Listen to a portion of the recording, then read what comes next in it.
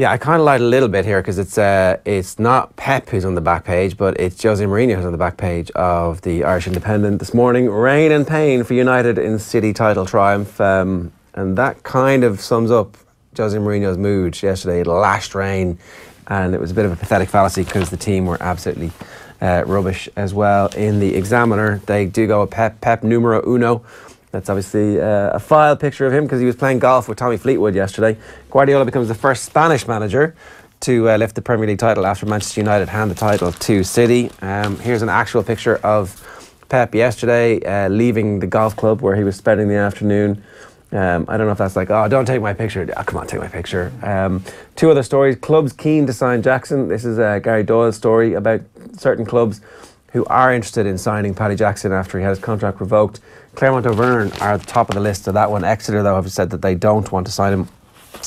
And they're saying that Robbie Henshaw will be fit to play. There's a 16-page GAA supplement in the Examiner this morning as well, and they're talking about Nemo back on the road again just a couple of weeks after being beaten in the All-Ireland Club final. Quickly, The Guardian, there you go. That's the split screen that you want to see. It's Pep celebrating and Jose looking miserable in the rain. City had a title by shock United defeat, and now they want more. Vincent Kompany straight out saying he wants to do back-to-back titles, which is pretty interesting because you really do think that maybe Vincent Kompany won't be playing football for Man City next season. And then there's the actual players who did it on the field of play for City from a while back, obviously, because maybe that's from Saturday night. No, it's not. That doesn't look like Wembley. That looks like it's at the Etihad. So yeah, looks like an old random stock picture. Yeah. Hey, listen, it ticks the box. I mean, there was a sponsors thing they put out yesterday, City. I don't know if you saw this. I haven't seen it. I meant to look at it. Is it as rubbish as everybody? Particularly cringy, but they obviously recorded it at some point. You know, about winning the league. Yeah. It's ages back. Yeah, it looks like it. Yeah, sort of a manufactured celebration situation, like one of these ads or something. You know. But anyway. We'll play it later because it is Etihad Airways official as opposed to Man City. Yeah, exactly. So the sponsors get access to the players to do something, and lo and behold, they've done something cringe-worthy. Yeah, we'll crack on with the Irish Times. They actually kick off with rugby on the front. Henshaw may return for Scarlet's clash, and then we've also got Ken Early writing that Mo Salah should win Player of the Year, in his opinion. I would agree with this, but Owen Sheehan, who normally sits there but is gallivanting around the States, is like, no, Kevin De Bruyne is the best player in the league. I'd be in the Kevin De Bruyne argument. Would you, yeah? I think Liverpool have dropped points in 14 games this year, and Mo Salah's played in all of them, as far as I'm concerned. So, I mean, City have... It's not as if, you know, this individual genius could have won them the league if he was available and so on. You see De Bruyne when City he wasn't playing against Manchester United, you know? Yeah, the only thing is that the supporting cast around Kevin De Bruyne is vastly superior. No, I take that point. I mean, as ever with these debates, you're arguing between two brilliant players, and you have to pick faults in one. I just think sometimes there's a recency bias. I think the recency bias would favour Salah, whereas you think of the first half of the season, and De Bruyne's stuff, what he was doing was absolutely amazing. So that's where it'd be my opinion. Yeah, just to tease it out though, because you know, they lost Coutinho and they didn't miss a beat, and they were able to do that. In fairness, Mane also played really well and came good around the time that they needed to. And Firmino, it seems to me, has kind of emerged from the shadow in some ways. It's like as a more central, like metaphorically, as a more central character in the whole situation. He's stepped up, and they've collectively stepped up. But I don't know, you just... Maybe because it's a little bit unexpected that Liverpool have a player this good. No, it's true, and it's probably where he's come from, and you know, he's a bit of a lovable character as well. I think there's a likability that plays into it too. Yeah, De Bruyne is kind of sullen. De Bruyne has that, you know, he has that sort of cranky streak in him. And also, he's a giant ego. I'm good. He's got a giant ego. It never really works. Struts around the place, but I still think for me, across the entire season, De Bruyne. Yeah, every day of the week. I mean, I don't think there's going to be a massive outcry. Yeah, it's hard to know because the voting time, I mean, Ken makes the point, the voting point is crucial. There's around February, March. So Salah has no hope. Well, I mean, he was good then, but if it was today, I can see why there'd be you know, Salah be... I mean, they should just get onto this electronic voting thing, surely. It seems a bit futile. That you could get an app. They'd never download it. They're footballers. They wouldn't bother, yeah, it's actually true. In the Star, we have Paul Over, which obviously a reference to José, you know, hitting into the Manchester United players and taking them to pieces. There's also a bit about Davy Russell as well. We might talk about the National later on. The Herald, we have United's gift to City. And we also have a bit on the top about Celtic and Rangers, obviously, which was yesterday, another complete non-event. Celtic Scottish Cup semi-final 4-0. It looks like another treble on the way. There's also an interesting piece inside Aidan Fitzmaurice on the Dublin Derby, the young players at Bohemians who are very influential. I think we're going to touch on that a bit later on. The Mirror, we have dawn of the blue era. I can see what they did there. And at the top, Paul O'Hare just writing about the Aviva potentially welcoming Salah and co this summer. That's in a couple of the papers today. The friendly circuit, the international friendly circuit is kicking off, and one of the games that might be here is Liverpool against Napoli, and also Arsenal Man City has been rumoured as potential Bayern game. Munich potentially? Bayern Munich I think are in the States, okay. But this is the time where there's a lot of speculation and so on, so we shall see how it pans out. We have the Sun as well. We have T are the champions. Again, another play on words there. Oh, I get it. He's playing golf. He's playing golf. And Pep Guardiola out on the golf course. But Tommy Fleetwood was actually that was a bit random, wasn't it? His company. Well, that bearded guy looks a lot like Tommy Fleetwood. It is Tommy Fleetwood. It is Tommy Fleetwood. I'd say he's pretty happy, actually. I think Tommy Fleetwood's a Scouser, actually, isn't he? Yeah. So I don't know, we'll be in trouble for that. And then, more Mooney, Mourinho again, his post-match antics, post-match criticism of the players is featuring prominently today. Mourinho said he could smell during the week that there'd been an overreaction to the result last week.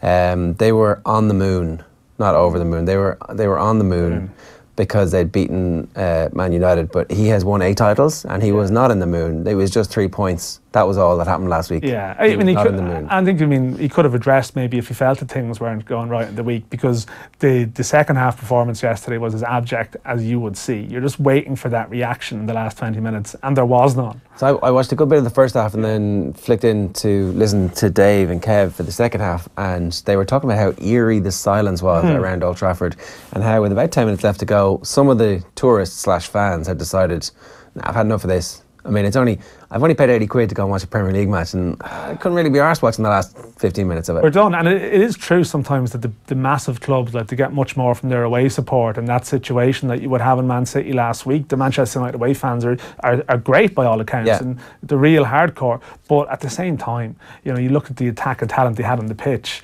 and they couldn't force a corner, let alone a shot, let alone sort of any pressure. It was extraordinary. Like, I mean, West Brom, like, they win the game, but you'd be struggling to really build an argument about this, like, backs against the wall heroic display. They won, but they weren't sort of making these last ditch Richard Dunn in Moscow tackles at the end. It's sort of just, well, this is going to happen from 10 minutes out, 1-0. Man United had fewer shots on target with 70% possession than West Brom did. Yeah, like, West Brom didn't really have that many shots on target. No, it ties in with it. I wasn't aware of that stat, but just by watching the game you could sort of guess it panned out that way.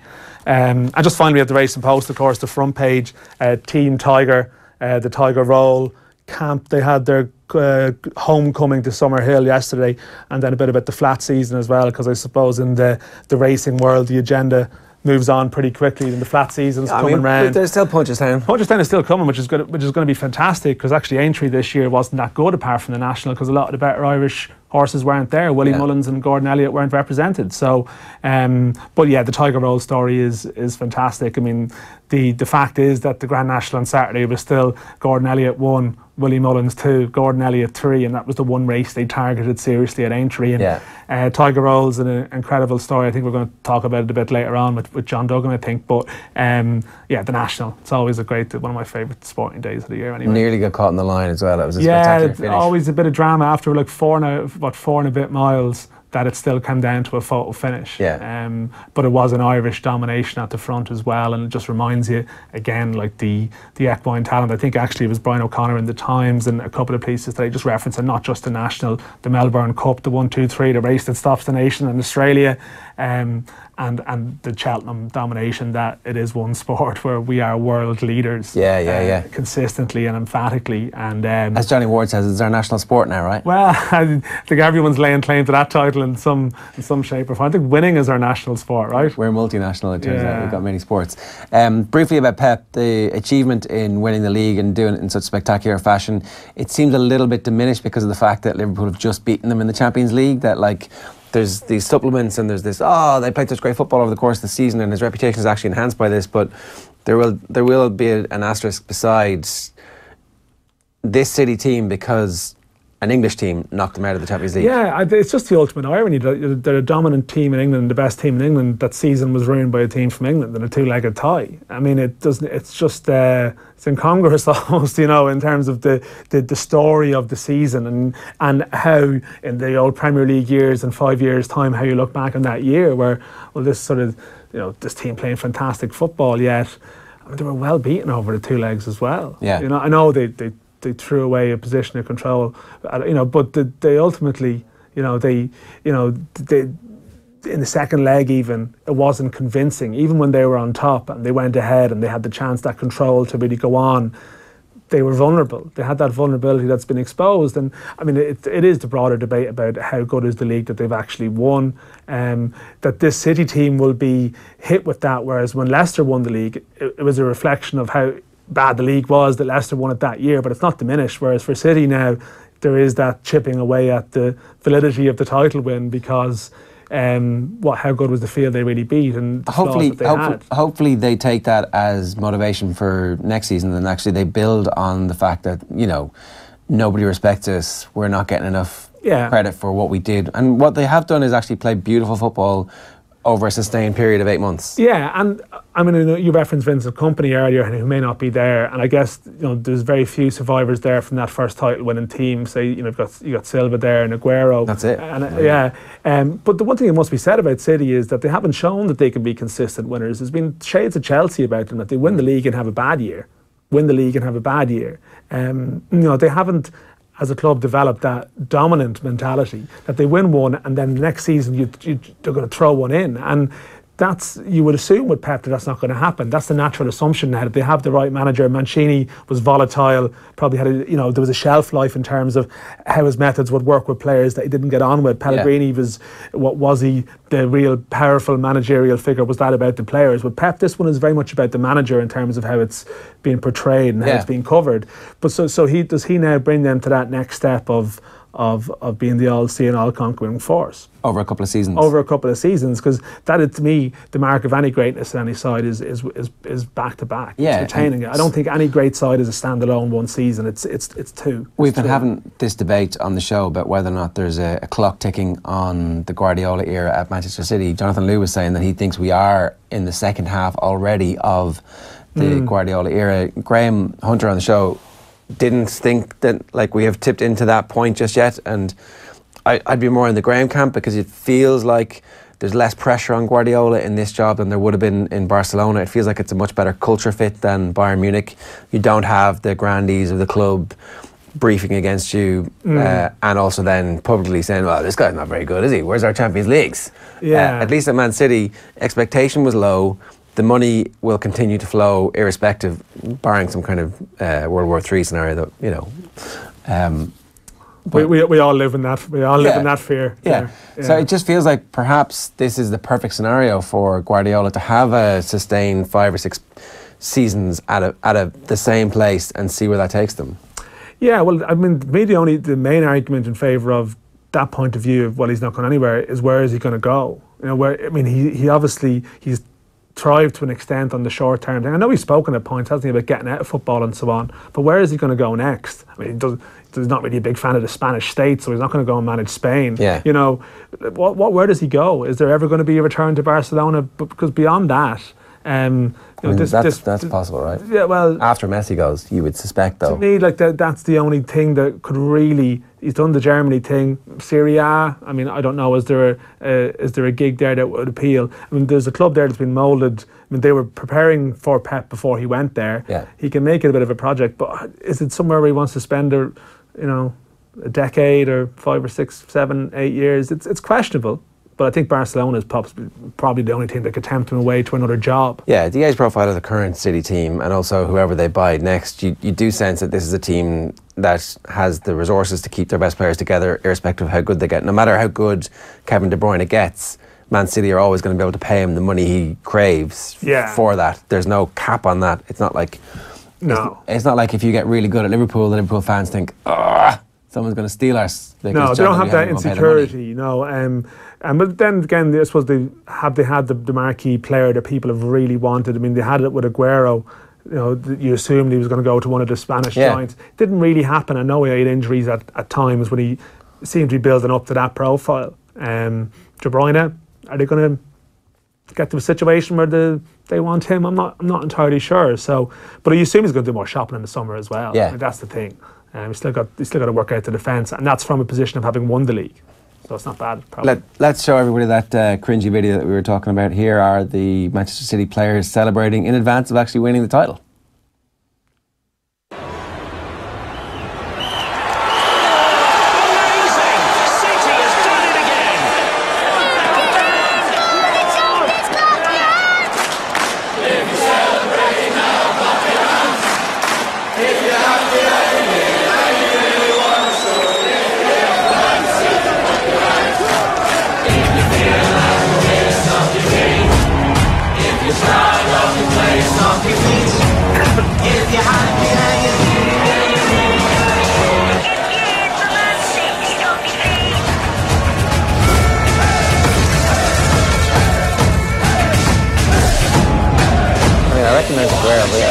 Are there actors as well as the team players, or were they all?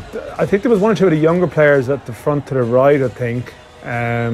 Is that Jesus not yeah, there is. Yeah, no, there is. They only got some of the squad in and roped them in to Ederson. There's a few of the younger lads, and I think Leroy Sané was there as well. So they have. I assume they only had a budget to cover so many, and De Bruyne and contractual obligations. Contractual obligations. Not doing that. I mean, it's a far way removed from the Man City of the Nicky Summerbee sort of Paul Dickov, League One sort of years. You know. Somebody had a stat during the week about the last time that they'd lost 3 successive league games was actually under Stuart Pearce when they lost 6. Will Flood's name cropped up? Will Flood, there was a list of. I mean, that's even. I mean, that was a reasonable Man City era in the sense that at least they were in the Premier League in the first place then. Yeah. But when you think of where the club was back in the sort of late 90s, I don't know. I mean, they've got a distance to go, Man City, before they're actually cool. Yeah, I think not so. Cool. But I mean, they really don't think that's cool about them. I mean, that word "cool." I mean, I just don't like it. But they're football. I mean, they're football. Imagine if they were horrendous to watch. Yeah. And then this is a club that's definitely in breach of financial fair play rules in some way. They're just getting around it with these clever sponsorship deals. Yeah. There'd be nothing likeable about it at all, really, as a project. I know they paid a living wage, don't they, and stuff like that. And they seem to treat their staff quite well. And I gather they try to do the best in the community and so on. But it's still a project that it's not. It's not lovable. It's hard to warm to. Their football at the moment is what makes you like City. If they were playing dreadful stuff, I'm not sure if you'd be rosy about the whole situation. I actually like them more because they lost to Liverpool than if they just swatted Liverpool aside. It would have been, that's not really, this isn't great for English football.